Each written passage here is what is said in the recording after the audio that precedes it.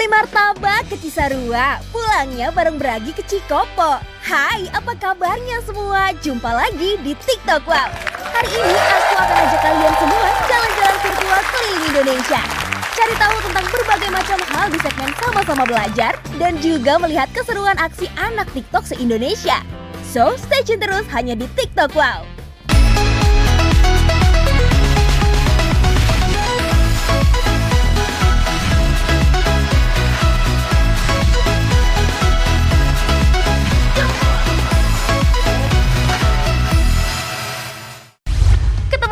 Di program favorit kita semua, TikTok Wow. Berhubung saat ini beberapa daerah di Indonesia kan masih PPKM level 3, berarti tempat wisata umumnya masih belum buka. Nah, karena belum dibuka, jadi belum bisa jalan-jalan deh. Tapi tenang, karena sekarang aku mau ngajak kalian semua buat yang namanya jalan-jalan virtual. Yang pertama, yuk langsung cus!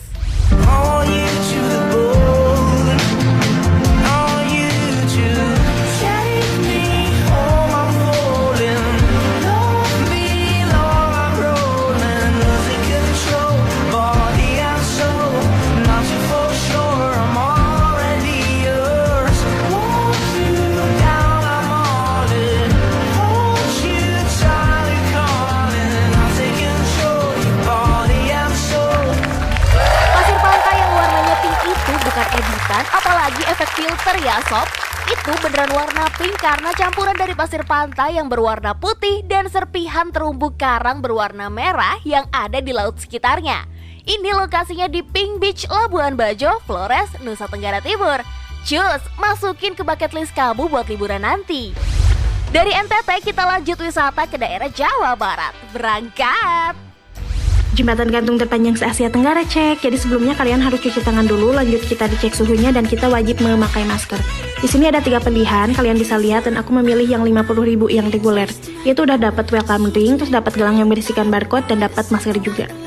Pengecekan pertama itu untuk welcome drink. Di sini welcome drinknya gratis dan kita bisa dapat pisang dan singkong rebus. Terus minumnya ada teh manis dan kopi juga. Habis itu kita bisa duduk sambil nonton teater Sunda.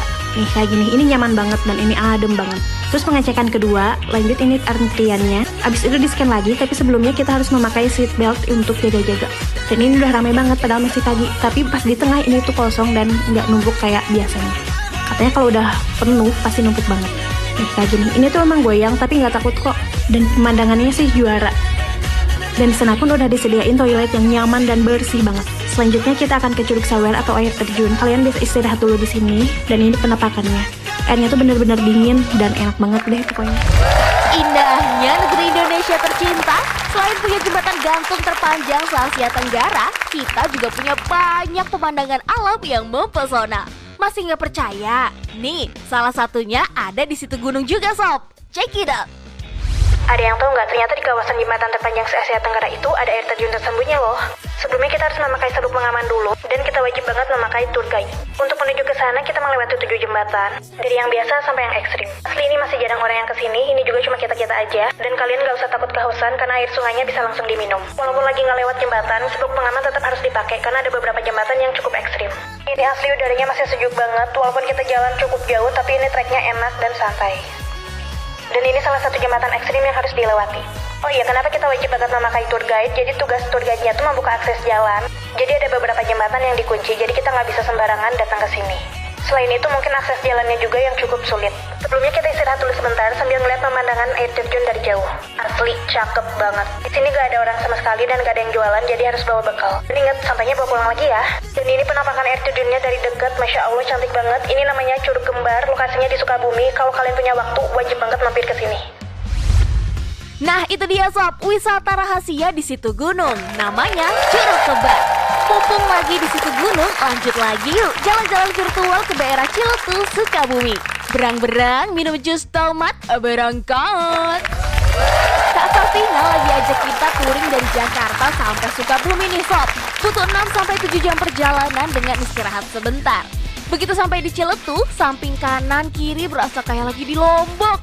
Jangan capek mikirin duduk di motor ya. Kalau capek bisa istirahat dulu di SPBU terdekat, sekalian isi bensin. Nah, sampai di Ciletuh gak bakal capek deh. Apalagi kalau lihat view-nya yang seindah ini. Emang wow banget ya. Welcome to Geopark Ciletuh teman-teman. Liburan ke Ciletuh oke banget gak tuh? Makasih buat infonya ya Kak Safina. Mumpung masih di Sukabumi, gimana kalau sekarang kita mampir juga ke Curug Cikaso? Ini dia tempatnya sob. Hai, kali ini aku ingin ajak kalian jalan-jalan ke Sukabumi. Untuk sampai lokasi kita bisa naik kapal sekitar 5 menit saja. Begitu kita sampai langsung disambut dengan udara yang sejuk dan juga panorama alam yang begitu indah. Selamat datang di Cikaso. Curug ini terbentuk dari 3 titik air terjun sekaligus dalam satu lokasi. Airnya yang bening kehijauan ini membuat kita langsung pengen berenang. Tapi nanti dulu aku pengen menghapus dahaga aku dengan sebuah kelapa muda. Walaupun airnya begitu tenang, tapi hati-hati ya karena di sini kedalamannya hingga 15 meter. Dan mitosnya, curug ini masih ada penunggunya. Tapi nggak apa-apa selama kita berniat baik dan jaga sikap, insya Allah akan aman semuanya. Dan ini beberapa foto aku di sana. Gimana? Pernah ada kenangan apa kamu di sini? Kalau aku sih jujur Li, emang belum punya pengalaman apa-apa ya di sana. Ya berharap someday someone ada yang mau ngajak foto priwet gitu di sana. Ya ngayal aja dilihat kan, mumpung gratis. Next dari Jawa Barat kita meluncur ke Kebumen. Ada yang masih belum tahu Kebumen itu ada di mana? Let's find out. Beberapa dari kalian mungkin masih asing atau belum pernah mendengar nama Kebumen, sebuah kota kecil yang ada di Jawa Tengah. Kebumen memang tidak tersohor selayaknya Jogja, Bali, atau Lombok. Tapi siapa sangka di sini tersembunyi surga kecil bernama Pantai Menganti yang keindahannya disebut-sebut sebagai New Zealandnya Indonesia. Pantai ini berada di Kecamatan Ayah, sekitar 30 km dari pusat kota Kebumen. Menganti menawarkan keindahan pantai yang tidak biasa. Pantai ini diapit oleh tebing kars yang merupakan salah satu jejak gunung api purba di pesisir selatan Pulau Jawa. Sejauh mata memandang, kamu akan dimanjakan panorama indah birunya Samudra Hindia, langit dan perbukitan hijau. Kamu bisa menikmati Pantai Menganti hanya dengan 15.000 saja. Dan untuk menginap di sini juga terdapat beberapa villa atau silakan coba berkemah di Hotel 1000 Bintang. Berkemah di Hotel 1000 Bintang itu maksudnya bangun tenda di pinggir pantai ya sob. Kalau kayak gitu ceritanya sih, aku sih yes kalau ke Pantai Menganti di Kebumen. Yang namanya jalan-jalan kurang lengkap dong ya kalau nggak sambil makan-makan. Mumpung masih di Jawa Tengah, kita caw ke salah satu destinasi kuliner yang ada di Jogja sob. Gas, gas, gas! 5 makanan terenak di Jogja. Kalau ada yang ke Jogja, jangan lupa cobain ya. Jenengan sampun dahar, you ready? Let's go! Yang pertama, rujak es krim Pak Nardi. Cuma buka sampai jam 4 sore, tapi sekali nyobain, pecah. Yang kedua, lupis Mbah Santinem. Cuma buka jam 6 pagi.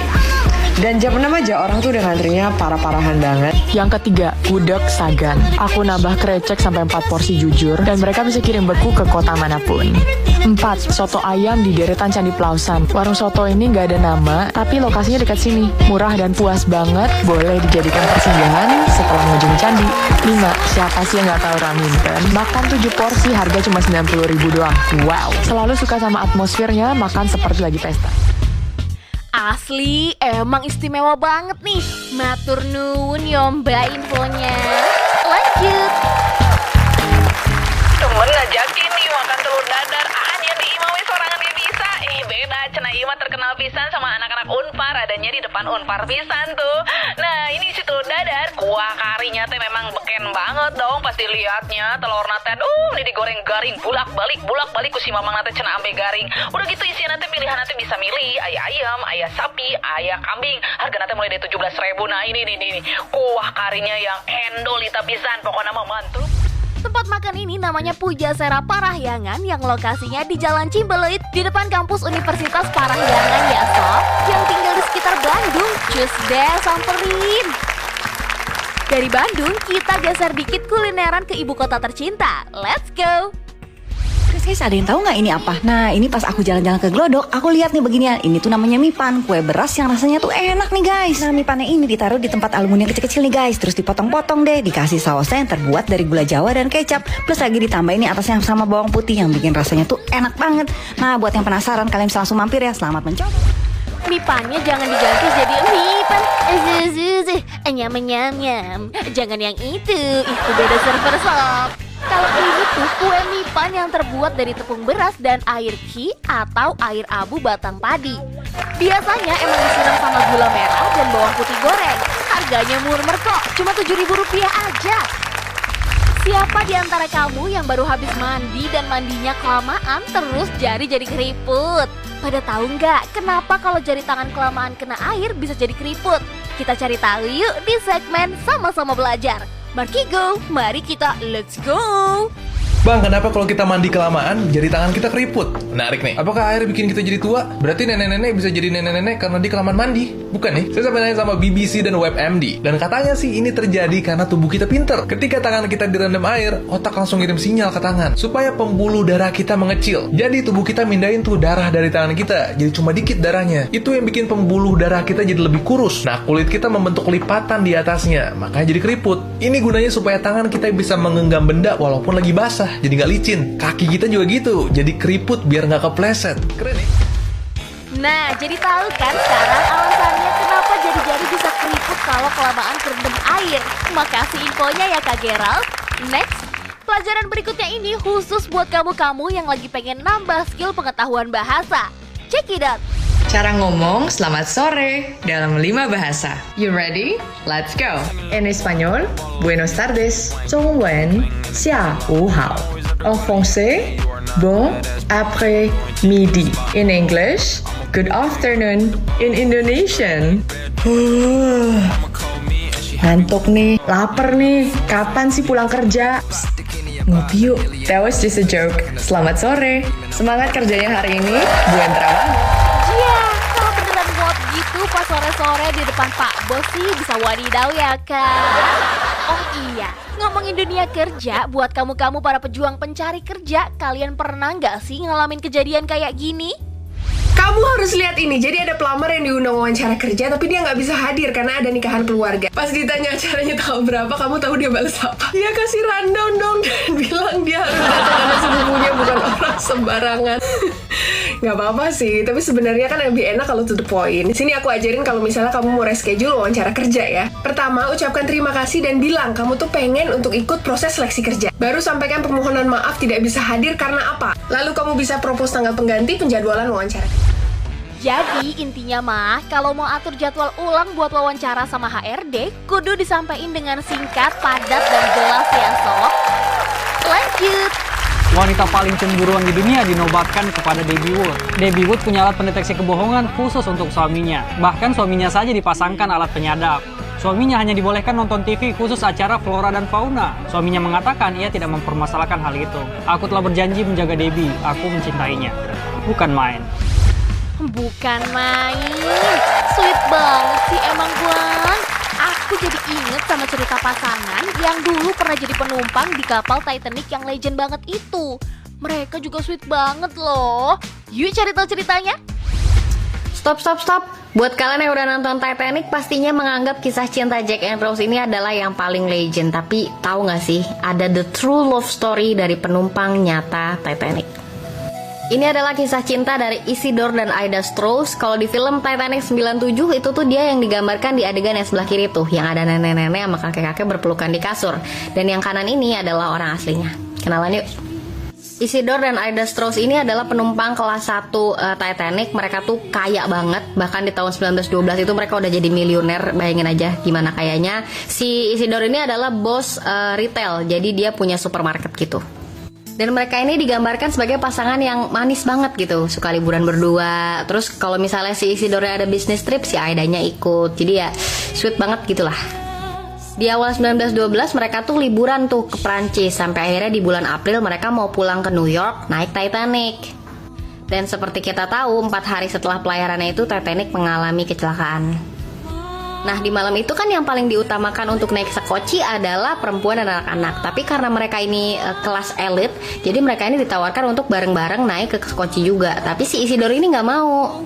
Dia tuh bilang, saya tidak akan pergi lebih dulu dari pria-pria lainnya. Jadi kayak, ya apa sih orang cowok-cowok lain juga belum pada naik sekoci, kenapa gue jadi harus duluan, gue gak mau gitu. Baik banget lah. Dan di saat itu Aida juga gak mau naik. Dia bilang, pokoknya wherever you go, I go. Karena kita udah bersama 40 tahun gitu lah.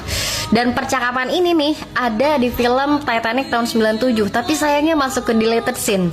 Aku nemu videonya di YouTube. Kita tonton bareng-bareng.